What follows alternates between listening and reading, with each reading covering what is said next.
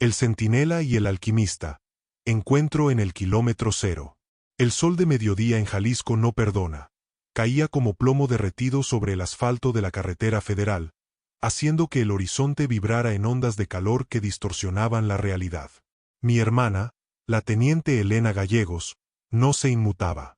Llevaba puesto el uniforme pixelado, el chaleco táctico que pesaba como una cruz y el fusil de cargo terciado al pecho con una disciplina que solo se forja en el heroico colegio militar. Ese día, su unidad estaba brindando apoyo en un perímetro de seguridad cerca de una locación de filmación en las afueras de un pueblo fantasma que el tiempo se había encargado de devorar. Elena es una mujer de pocas palabras, de esas que saludan con la mirada y ordenan con el mentón. Para ella, ese despliegue era un servicio más, cuidar que los curiosos no entorpecieran el paso y que la zona permaneciera en orden. Pero el orden, en el mundo de Guillermo del Toro, es una sugerencia muy vaga. De repente, una camioneta negra, empolvada hasta los cristales, se detuvo a pocos metros del puesto de control. No era un vehículo sospechoso, pero el protocolo es el protocolo. Elena se adelantó con ese paso firme que hace retumbar las botas contra la grava. Se cuadró, la mano derecha rozando el ala de su gorra, y se acercó a la ventanilla del copiloto. Cuando el vidrio bajó, el aire acondicionado del interior escapó como un suspiro gélido, chocando con el vapor del pavimento. Ahí estaba él. No era un político, ni un mando militar, ni un civil con prisas. Era un hombre robusto, de barba canosa y unos lentes que parecían lupas diseñadas para observar universos paralelos. Su sonrisa era extrañamente reconfortante, como la de un tío que llega de viaje con las maletas llenas de juguetes prohibidos. Buenas tardes, oficial. ¿Nos deja pasar o ya nos caímos de la gracia del destino?, dijo Guillermo, con ese acento tapatío que ni Hollywood ni los años han podido borrarle. Elena, que no es muy dada al cine y vive más pendiente del diario oficial de la Federación que de las alfombras rojas, no lo reconoció de inmediato. Para ella, era solo un ciudadano amable pero fuera de lugar. Buenas tardes. Es zona restringida por filmación, señor. Necesito ver su identificación y el pase de producción, contestó ella, manteniendo esa máscara de piedra que los militares usan para que nadie les adivine el alma. Guillermo no buscó su cartera. Se quedó callado un segundo, pero no por arrogancia, sino porque se quedó petrificado mirando a mi hermana. Pero no la miraba como se mira a una autoridad. La miraba como un entomólogo mira a una especie nueva de mariposa. Sus ojos se movían rápido, escaneando los detalles, la forma en que el sol rebotaba en la placa de su apellido, el desgaste natural en los codos de la camisola, y sobre todo, la cicatriz pequeña que Elena tiene cerca de la ceja, recuerdo de un entrenamiento de combate. ¡Qué maravilla!, exclamó él, casi para sí mismo. El contraste del verde olivo contra el ocre de la tierra, eres como un relieve de una catedral antigua, pero con armadura de Kevlar. Mi hermana Perpedio, desconcertada. En el ejército te enseñan a responder ante ataques, ante emboscadas, ante desastres naturales, pero nadie te enseña qué hacer cuando un cineasta famoso te compara con una pieza de arte gótico en medio de una carretera estatal. Señor, por favor, su identificación, insistió ella, aunque su tono ya no era tan rígido. Había algo en la voz de Del Toro, una especie de humanidad desbordante, que le bajó la guardia. Claro, claro, aquí tienes, jefa, dijo él, entregándole un gafete de producción que colgaba de su cuello. Soy Guillermo. Estamos buscando la luz perfecta para una escena de monstruos, pero creo que la luz ya me encontró a mí primero al ver ese uniforme. Fue en ese momento cuando Elena conectó los puntos. Recordó haber visto en las noticias a ese hombre abrazando un Oscar, hablando de monstruos y de amor. Pero lo que más le impactó no fue su fama, sino su curiosidad. Guillermo no tenía prisa. Se bajó de la camioneta, ignorando las protestas de su asistente, y se paró frente a ella. Dígame una cosa, teniente, le dijo, bajando la voz como si compartieran un secreto de estado. ¿Qué se siente ser la pared que divide el miedo de la gente común del caos del mundo? Porque eso es usted, ¿verdad? Una gárgola protectora. Elena sintió un escalofrío que no tenía nada que ver con el clima. Por primera vez en sus años de servicio, alguien no veía solo el uniforme o el arma. Alguien estaba viendo la carga simbólica de su existencia. Guillermo extendió una mano pequeña y regordeta, señalando la estructura de las protecciones tácticas de mi hermana. La forma en que ese equipo se ajusta a tus hombros parece una extensión de tus huesos, como si el metal y la tela fueran parte de tu anatomía. Es una estética de sacrificio, ¿no crees? Ese encuentro, que debía durar 1 minuto, se extendió por 5. 5 minutos donde el tiempo se detuvo en esa carretera de Jalisco. Mi hermana, la mujer de hierro, terminó esbozando una sonrisa casi imperceptible mientras le explicaba para qué servía cada compartimento de su chaleco. Guillermo escuchaba con una devoción casi religiosa, asintiendo, con los ojos brillando detrás de los cristales de sus lentes, como si estuviera guardando cada palabra, cada textura y cada sombra en un inventario mental para algo que nacería después, en la oscuridad de una sala de cine. Finalmente, él regresó al coche. Antes de subir, se despidió con un gesto de la mano. Gracias por cuidar el mundo, teniente. Y gracias por la inspiración. No se sorprenda si pronto ve a alguien que se parece a usted, pero con escamas o alas de hierro. La camioneta arrancó, dejando una nube de polvo detrás. Mi hermana se quedó ahí, sola bajo el sol, sintiendo que su uniforme ya no pesaba tanto. El militar y el monstruo, la disciplina y la fantasía, se habían dado la mano en un puesto de control. El tópico 1 terminaba ahí, pero en la mente de Guillermo, el monstruo de la teniente acababa de empezar a cobrar vida.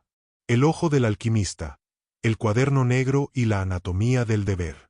Guillermo no olvida. Su memoria funciona como una cámara fotográfica de sentimientos y texturas. De regreso en su santuario, rodeado de estatuas de cera, frascos de botica y libros encuadernados en piel, el director abrió uno de sus famosos cuadernos de notas. Esos cuadernos son leyendas por derecho propio.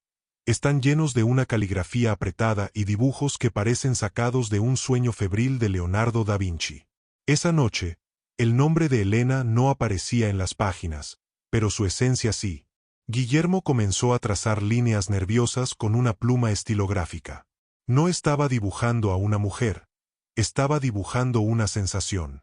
Recordaba el peso del equipo táctico de mi hermana, pero en su mente, el nylon reforzado del chaleco antibalas empezaba a transformarse en placas quitinosas, como el caparazón de un escarabajo prehistórico o la armadura natural de un armadillo gigante.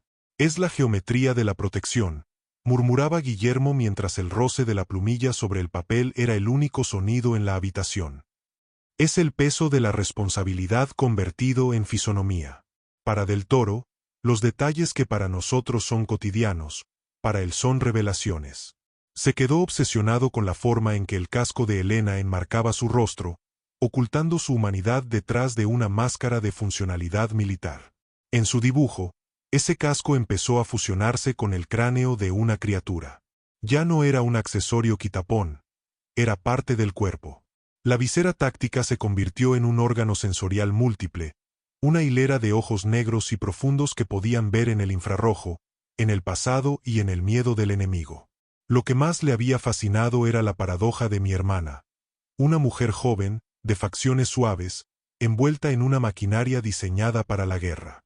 Guillermo empezó a conceptualizar un monstruo centinela.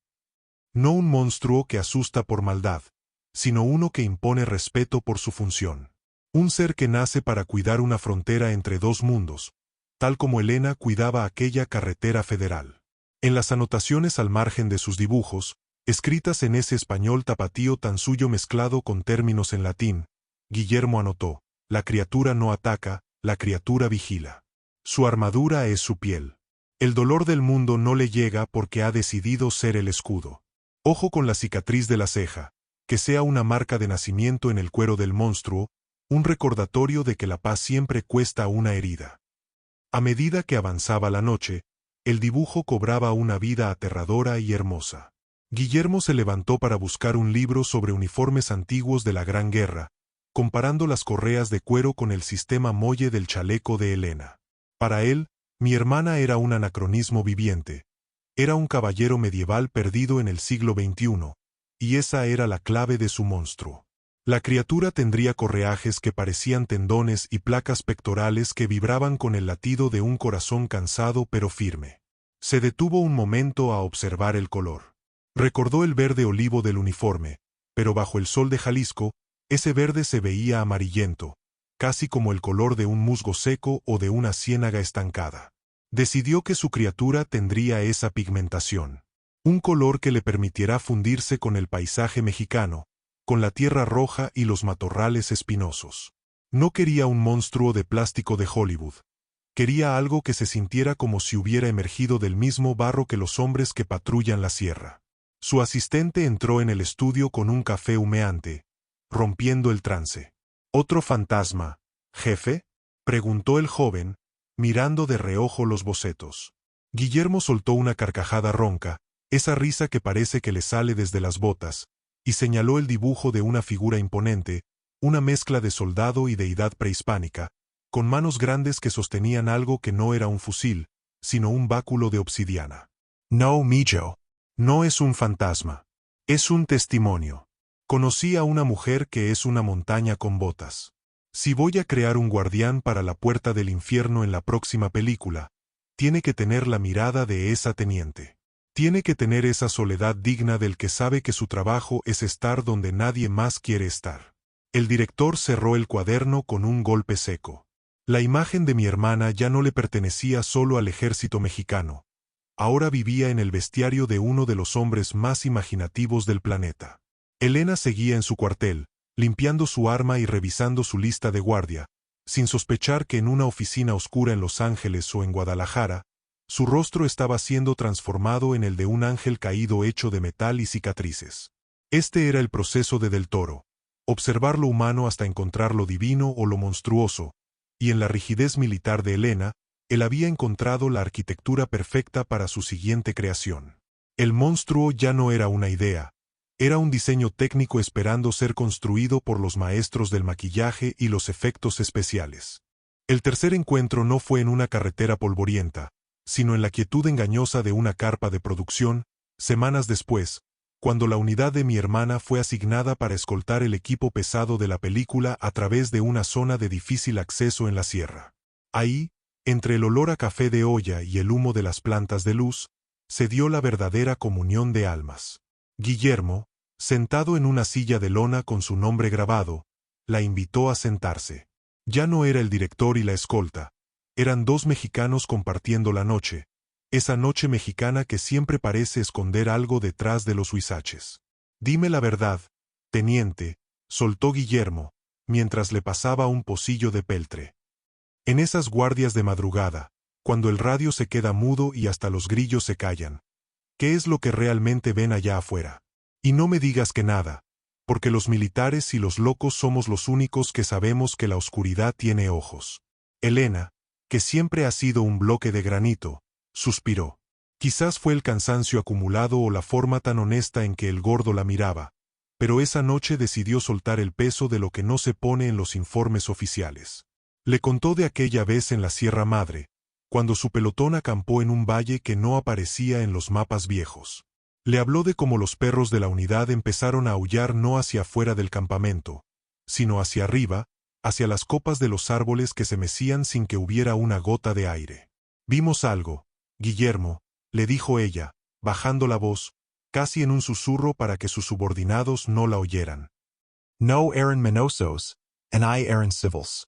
Eran sombras que caminaban como si no tuvieran rodillas. Se movían entre los pinos con una velocidad que no es de este mundo. Disparamos una bengala y, por un segundo, la luz blanca iluminó el bosque. No había nadie, pero la hierba estaba aplastada como si una procesión de gigantes acabara de pasar por ahí. Guillermo escuchaba sin parpadear, con la boca ligeramente abierta, como un niño frente a una fogata. No la interrumpía. En su mente, las palabras de Elena se convertían en fotogramas. Ella le describió el miedo, no ese miedo de combate que te acelera el corazón, sino el miedo frío, el que te eriza los vellos de la nuca porque te das cuenta de que eres un intruso en un lugar que no le pertenece a los hombres. Lo que más me caló, continuó Elena, fue el sonido. No era un grito. Era como si el viento estuviera tratando de pronunciar mi nombre, pero con una voz hecha de piedras chocando entre sí. Mi sargento, que es un hombre de la costa, se puso a rezar en voz baja. Al día siguiente, encontramos los casquillos de nuestras armas reglamentarias fundidos en el suelo, como si algo los hubiera tocado con un calor infernal, pero el bosque seguía helado. Guillermo dio un golpe suave en la mesa, emocionado. «Eso es», exclamó. «Es lo que yo llamo la presencia de lo inefable.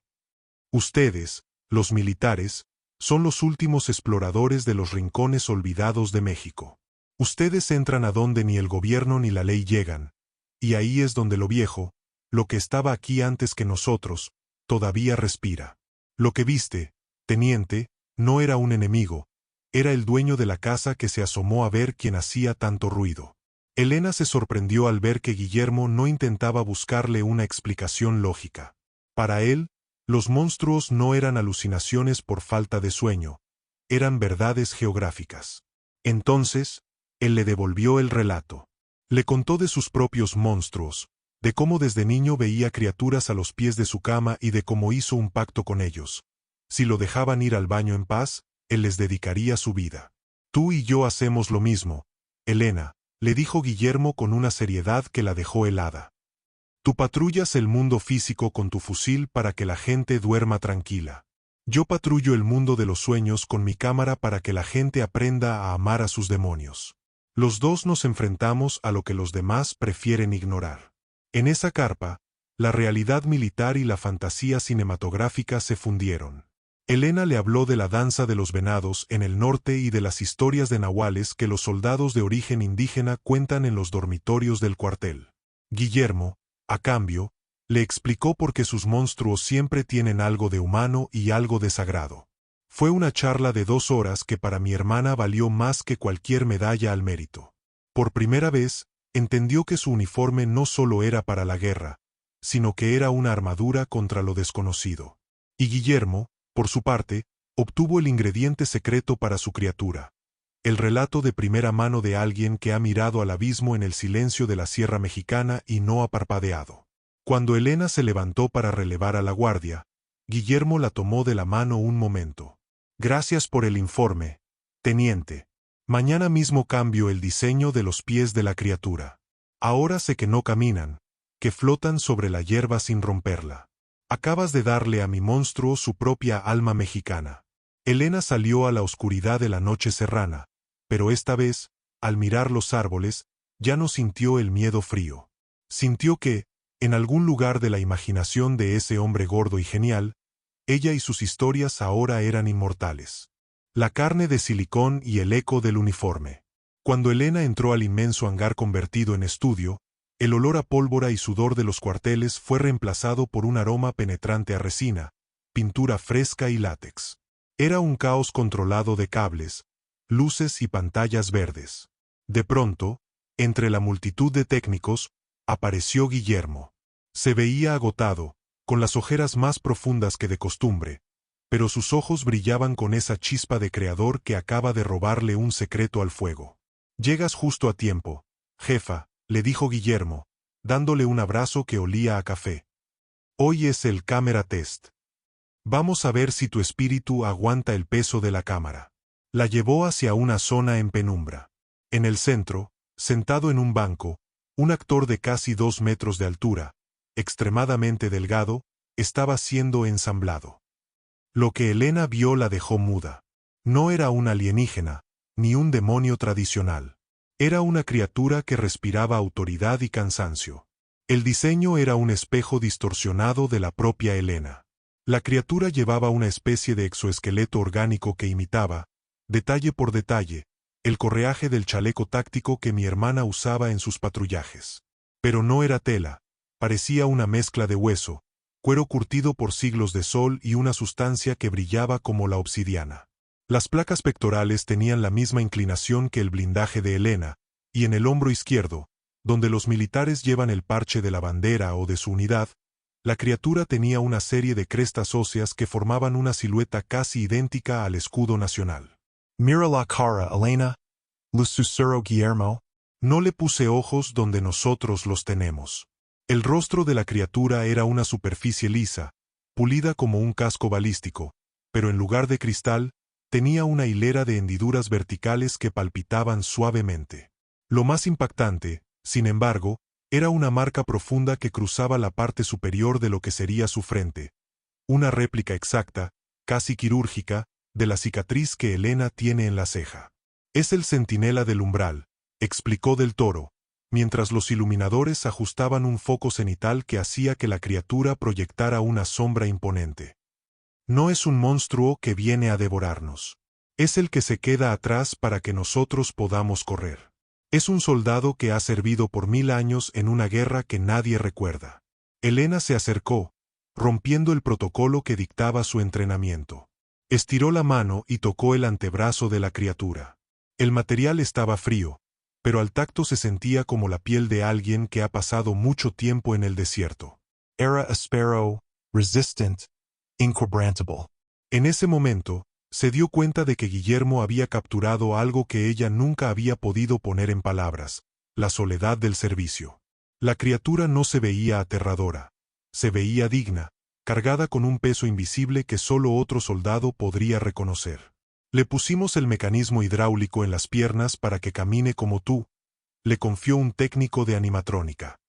«Guillermo nos hizo ver videos de tus desfiles y de tus patrullajes. Quería que tuviera esa marcha de hierro, ese paso que dice que nada lo va a mover de su puesto». De repente, Guillermo dio la orden de encender las máquinas de humo. En medio de la niebla artificial, bajo las luces frías del estudio, la criatura se levantó. El sonido de su movimiento no era metálico, era un crujido orgánico, como el de una puerta vieja de madera o el de las botas de un pelotón marchando sobre hojarasca seca. La criatura se cuadró, en un gesto que era una copia fiel del saludo militar que Elena le había hecho a Guillermo el primer día. Fue un momento de una extrañeza absoluta. Mi hermana, la teniente Gallegos, en su uniforme de diario, estaba frente a una pesadilla gótica que llevaba su propio ADN espiritual. No hubo miedo, solo un respeto profundo. «¿Qué te parece, jefa?», preguntó Guillermo, acercándose a ella con una sonrisa casi tímida, como un alumno esperando la calificación de su maestra. «¿Crees que este cabrón podría pasar revista en tu batallón?». Elena miró a la criatura a lo que serían sus ojos y luego miró al director. Por primera vez en su carrera, se sintió vista por completo, no como un peón en un juego de ajedrez político, sino como una figura mítica. «Señor», dijo Elena, con la voz un poco quebrada pero firme, «ese monstruo tiene mejor postura que muchos de mis cabos. Pero lo más importante es que se ve que sabe lo que es estar solo en la noche. Gracias por no hacerlo feo, sino hacerlo fuerte». Guillermo se limpió las gafas, conmovido. «La fuerza es la belleza de los que resisten, Elena. Y este monstruo, como tú, es de los que no se rajan». Ese día, en el tópico 4, la inspiración se volvió carne de silicón. El proceso creativo había cerrado su ciclo. La realidad militar de México había sido digerida por la imaginación de su cineasta más grande para devolverle al mundo un guardián que, aunque nacido de la fantasía, llevaba en sus venas de pintura el honor de una mujer real. El reflejo en la pantalla, el honor de las sombras. La sala se quedó a oscuras y el silencio denso, ese que solo Guillermo del Toro sabe construir, envolvió a la audiencia. En la pantalla, la historia nos transportaba a un México mágico y herido, una fábula donde los hombres eran a menudo más crueles que las bestias. Elena estaba tensa, con la espalda recta, como si estuviera en guardia incluso en la butaca de terciopelo. Entonces, sucedió. En una escena clave, donde los protagonistas estaban acorralados por un mal humano y absoluto, surgió de entre la niebla la figura que Guillermo había soñado. No era una aparición ruidosa. El centinela apareció con la parsimonia de quien ha esperado siglos para cumplir una orden. Cuando la cámara hizo un acercamiento a la criatura, el corazón de mi hermana dio un vuelco. Ahí estaba su propia esencia. El monstruo no gritaba. Observaba con una dignidad silenciosa que helaba la sangre pero reconfortaba el alma. En los movimientos del actor bajo el látex, Elena reconoció el peso de sus propios hombros tras una jornada de 48 horas. Vio la cicatriz en la frente de la criatura brillar bajo la luz de la luna cinematográfica, y entendió que Guillermo no le había robado su imagen, sino que le había hecho un homenaje al sacrificio anónimo de los soldados. A mitad de la película, hubo un momento que la hizo contener el aliento. La criatura, en un gesto de protección, se cuadró frente a un niño, bloqueando el paso de los villanos. La postura, el ángulo de la cabeza y la forma en que sostenía su báculo eran un calco exacto de Elena custodiando aquel convoy en la sierra. La gente en la sala murmuraba, asombrada por la belleza monstruosa del diseño, pero solo ella sabía que ese monstruo tenía nombre y apellido, y que dormía en un dormitorio de oficiales. Cuando la película terminó y las luces se encendieron lentamente, el público estalló en aplausos. Guillermo, desde las primeras filas, se puso de pie para agradecer. Entre los vítores, sus ojos buscaron en la multitud. Elena, sentada en la fila 10, se levantó. No hubo gritos ni cámaras apuntándola, pero por un breve segundo, sus miradas se cruzaron. Guillermo le hizo un pequeño gesto con la cabeza, una venia casi imperceptible, como diciendo, «Ahí está tu verdad, jefa. El mundo ya la vio». Al salir del cine, caminamos por la avenida Reforma. Elena iba callada, con esa mirada profunda que tienen los militares cuando procesan una misión cumplida. «¿Qué sentiste, Elenita?», le pregunté, rompiendo el silencio. Ella se detuvo frente a uno de los monumentos de la ciudad y suspiró. El aire de la noche era fresco, muy parecido al de aquella madrugada en la sierra donde le contó sus miedos al director. Sentí que, por primera vez, alguien entendió por qué nos ponemos este uniforme, dijo, mirando hacia la nada. La gente cree que somos máquinas o que solo seguimos órdenes. Pero ese monstruo, ese bicho raro de Guillermo tenía más humanidad que mucha gente que conozco. Él vio que nuestra soledad no es triste, sino que es un puesto de vigilancia. Me sentí menos sola, si es que eso tiene sentido. La historia de la hermana militar y el director de cine se convirtió en una leyenda familiar, una de esas anécdotas que se cuentan con orgullo pero con respeto. Elena volvió a sus misiones, a sus patrullajes y a la dureza del deber, pero algo en ella había cambiado. Ahora, cuando la noche se ponía difícil y el silencio de la sierra se volvía amenazador, ella recordaba al centinela de la pantalla. Sabía que en algún lugar del imaginario colectivo, gracias a la pluma y al corazón de un tapatío genial, los soldados mexicanos ya no solo eran figuras de las noticias, sino guardianes míticos nacidos de la realidad y la fantasía. Guillermo del Toro no solo se inspiró en ella para crear un monstruo, le regaló un mito donde su esfuerzo personal viviría para siempre, mucho después de que su uniforme se convirtiera en polvo. Esa noche, bajo las luces de la Ciudad de México, mi hermana no era solo una capitán del ejército, era la musa de lo invisible, la mujer que le prestó su alma a un monstruo para que el mundo pudiera entender el significado del honor en la oscuridad.